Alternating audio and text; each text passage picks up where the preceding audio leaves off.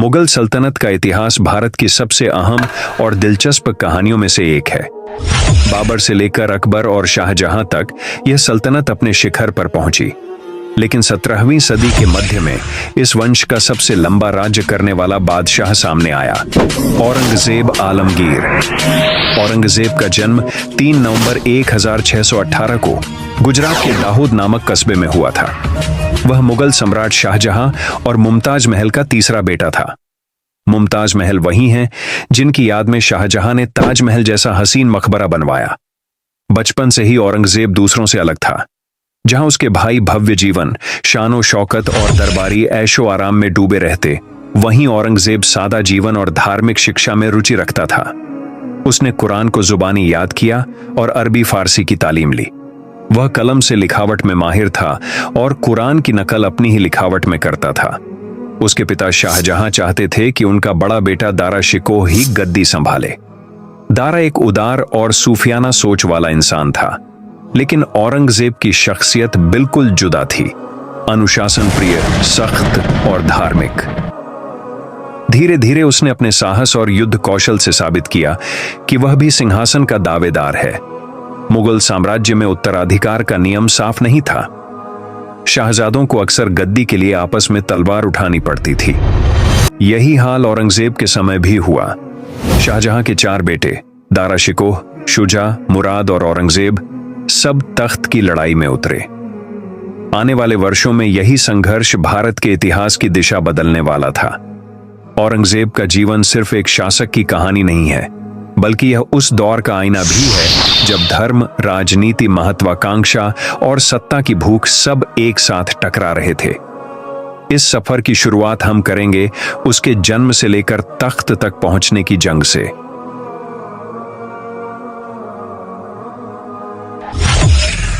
औरंगजेब का बचपन अन्य शहजादों की तरह विलासिता और रंगीनियों में नहीं बीता।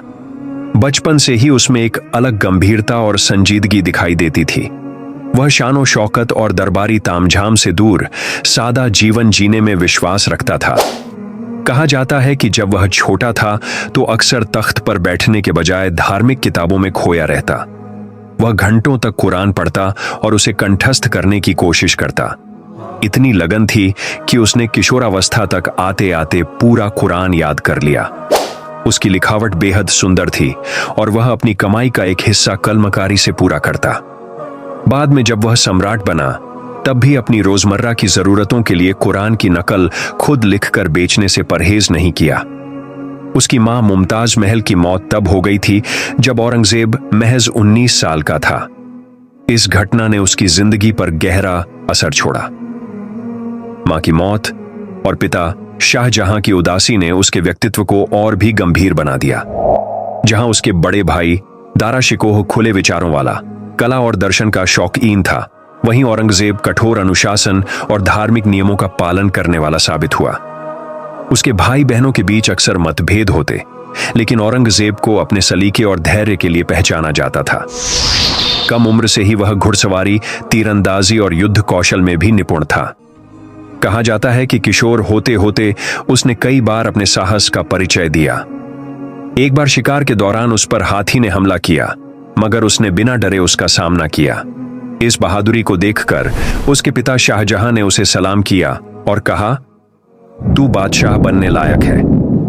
यही साहस और सख्ती आगे चलकर उसके पूरे शासनकाल की पहचान बनी। औरंगजेब धीरे धीरे केवल एक शहजादा नहीं, बल्कि एक ऐसा इंसान बन रहा था जो अपने सिद्धांतों और विश्वास के लिए किसी भी हद तक जा सकता था। 17वीं सदी का मध्यकाल मुगल साम्राज्य के लिए एक निर्णायक मोड़ लेकर आया। साल 1657 में सम्राट शाहजहां अचानक गंभीर रूप से बीमार पड़ गए। पूरी सल्तनत में अफवाह फैल गई कि अब उनका अंत निकट है। जैसे ही यह खबर चारों शहजादों तक पहुंची, दारा शिकोह, शुजा, मुराद और औरंगजेब सभी ने तख्त के लिए अपनी अपनी तैयारी शुरू कर दी। शाहजहां का चहेता बेटा दारा शिकोह था। वह उदार विचारों का धनी, कला और सूफी दर्शन का समर्थक था। हिंदू मुस्लिम एकता की वकालत करता था और उपनिषदों का फारसी में अनुवाद तक करवाता था। दरबार के बड़े बड़े अमीर और पढ़े लिखे लोग दारा के साथ खड़े थे, मगर उसके राजनीतिक और सैन्य अनुभव बहुत सीमित थे। दूसरी ओर औरंगजेब एक सख्त, अनुशासन प्रिय और अनुभवी योद्धा था। उसने दक्षिण भारत में कई बार मुगल सेना का नेतृत्व किया था और उसे युद्ध नीति में महारत हासिल थी। वह जानता था कि सत्ता केवल वंशानुगत अधिकार से नहीं बल्कि तलवार और चालाकी से मिलती है। शुजा ने बंगाल में खुद को बादशाह घोषित कर दिया, जबकि मुराद ने गुजरात से अपनी दावेदारी पेश की। लेकिन असली टक्कर दारा और औरंगजेब के बीच थी। दारा के पास पिता का आशीर्वाद और दरबारी समर्थन था, जबकि औरंगजेब के पास सैन्य शक्ति और रणनीतिक दिमाग। 1658 में समुग्रह के मैदान में दोनों भाइयों की सेनाएं आमने सामने आईं। दारा आत्मविश्वासी था, मगर उसकी फौज अनुशासनहीन और असंगठित साबित हुई। औरंगजेब ने अपनी गहरी युद्ध रणनीति से निर्णायक जीत हासिल की। इस जंग के बाद शाहजहां को आगरा किले में कैद कर दिया गया और औरंगजेब धीरे धीरे तख्त की ओर बढ़ा। यह लड़ाई सिर्फ दो भाइयों की महत्वाकांक्षा नहीं थी, बल्कि दो विचारधाराओं का टकराव भी थी। एक तरफ दारा की उदार और सूफियाना सोच और दूसरी तरफ औरंगजेब की सख्त धार्मिकता और अनुशासन। इस संघर्ष का नतीजा आने वाले 50 सालों तक हिंदुस्तान की दिशा तय करने वाला था। 26 जून 1659 को औरंगजेब ने औपचारिक रूप से गद्दी संभाली और उपाधि ली आलमगीर, जिसका अर्थ है दुनिया को जीतने वाला। लेकिन यह ताजपोशी किसी भव्य उत्सव या ऐश्वर्य के साथ नहीं हुई। औरंगजेब ने शुरू से ही दिखा दिया कि उसका राज्य दूसरों से अलग होगा। जहां उसके दादा अकबर और पिता शाहजहां भव्य महल, कलात्मक इमारतें और दरबारी ठाठ बाट के लिए जाने जाते थे, वहीं औरंगजेब ने सादगी और अनुशासन को अपनी पहचान बनाया। वह मलिकुल हिंद, सुल्तानुल अज़ीम औरंगजेब आलमगीर।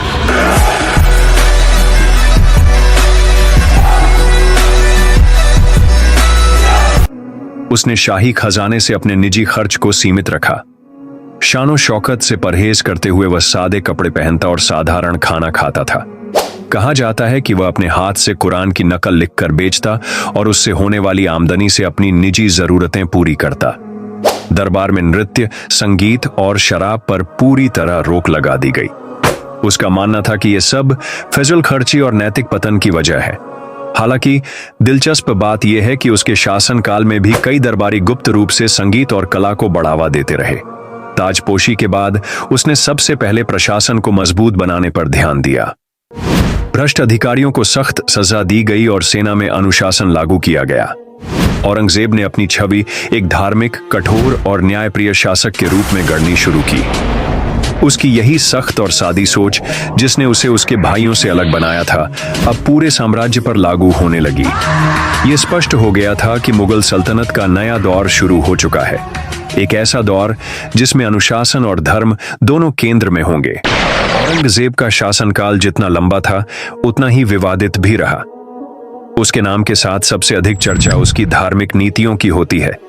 अक्सर उसे केवल एक कट्टर बादशाह के रूप में पेश किया जाता है, मगर सच्चाई इससे कहीं ज्यादा जटिल है। 1679 में औरंगजेब ने जिज़्या कर फिर से लागू किया।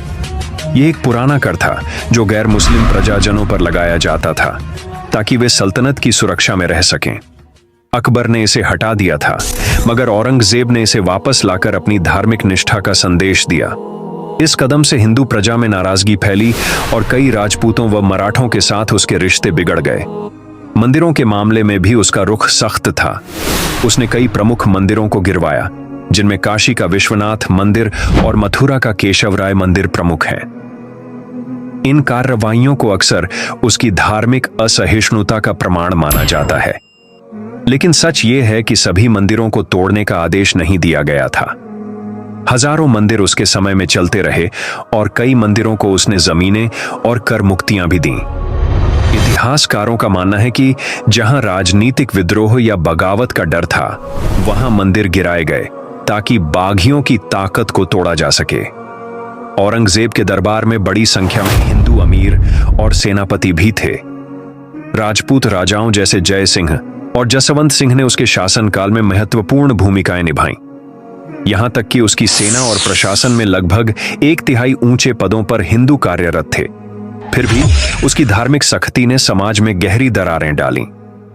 संगीत और नृत्य पर प्रतिबंध, शराब और दरबारी उत्सवों का अंत, यह सब उसकी कट्टर छवि को और मजबूत करता चला गया।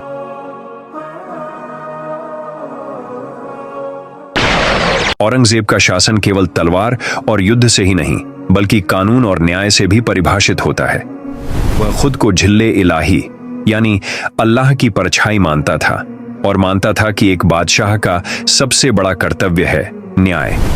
इसी सोच के चलते उसने इतिहास में एक अहम काम करवाया, फतवा आलमगिरी। फतवा आलमगिरी इस्लामी कानून का एक विशाल ग्रंथ था जिसे लगभग 500 से ज्यादा विद्वानों ने मिलकर तैयार किया।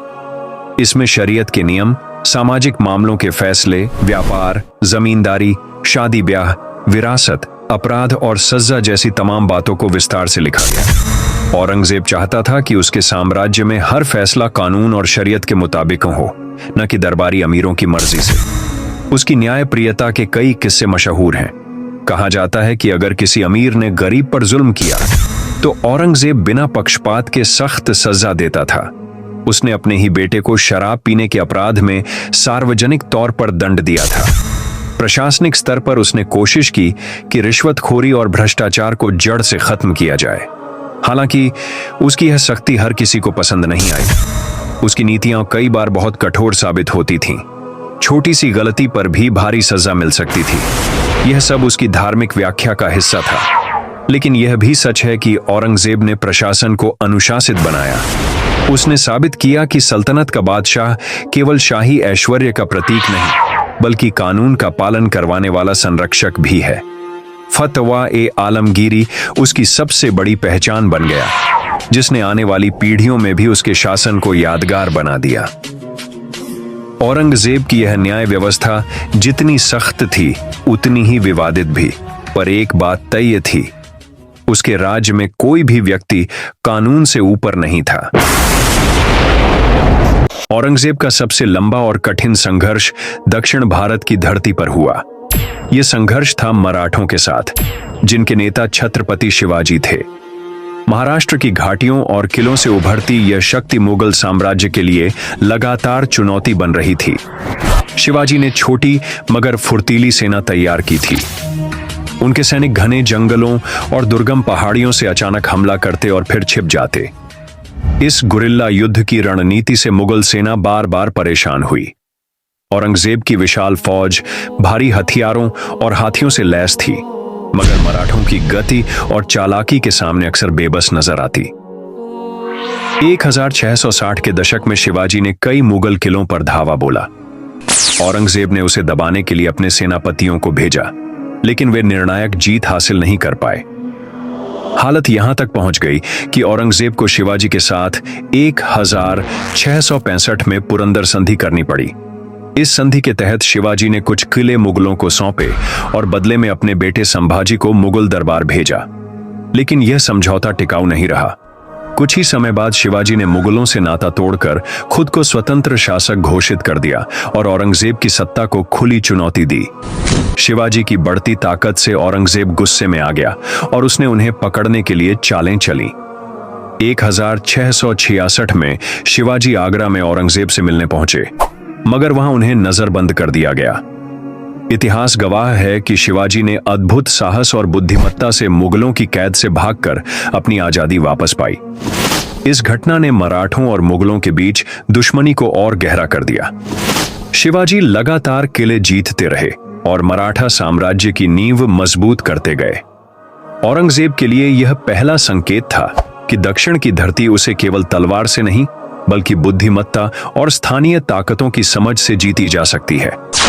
मराठों के साथ यह टकराव आने वाले कई दशकों तक चलता रहा और अंततः मुगल सल्तनत की सबसे बड़ी चुनौती बन गया। 1660 औरंगजेब ने अपने सेनापति शाइस्ता खान को शिवाजी को हराने भेजा। शाइस्ता खान पुणे में बुरी तरह हार गया। 1663 में शिवाजी ने रात में हमला किया और उसका अंगूठा कट गया। 1664 शिवाजी ने सूरत पर हमला किया और भारी धन लेकर लौटे। 1665 जय सिंह के नेतृत्व में मुगल सेना ने शिवाजी को हराया। इस लड़ाई का नतीजा था पुरंदर की संधि। यह औरंगजेब की जीत थी, क्योंकि शिवाजी को अपने 23 किले सौंपने पड़े। 1666 शिवाजी आगरा पहुंचे और औरंगजेब ने उन्हें नजरबंद कर दिया, लेकिन शिवाजी भाग निकले और फिर से स्वतंत्र हो गए। ये औरंगजेब की हार थी, क्योंकि वो उन्हें काबू में नहीं रख पाया। 1670 शिवाजी ने फिर से अपने खोए हुए किले जीत लिए और मुगलों की ताकत को चुनौती दी। 1674 शिवाजी ने खुद को छत्रपति घोषित किया और मराठा साम्राज्य की औपचारिक स्थापना की। मतलब इस दौर में कुछ लड़ाइयां औरंगजेब ने जीती, जैसे पुरंदर संधि, और कई बार वह शिवाजी से हार गया, जैसे शाइस्ता खान की हार, शिवाजी का आगरा से भागना, किलों की वापसी। शिवाजी की मृत्यु 1680 में हुई। उनके बाद मराठा साम्राज्य की बागडोर उनके बेटे संभाजी ने संभाली। औरंगजेब ने इसे सुनहरा मौका माना, क्योंकि उसे लगा कि अब मराठों की शक्ति कमजोर हो जाएगी। मगर संभाजी ने आश्चर्यजनक साहस के साथ अपने पिता की विरासत को आगे बढ़ाया। 1681 में औरंगजेब खुद दक्षिण भारत आ गया। उसने लगभग 27 साल तक यहीं डेरा डाल दिया। यह किसी भी मुगल सम्राट का सबसे लंबा सैन्य अभियान था। उसकी रणनीति साफ थी। पहले दक्कन की मुस्लिम सल्तनतों बीजापुर और गोलकुंडा को समाप्त करो, फिर मराठों पर पूरी ताकत लगाओ।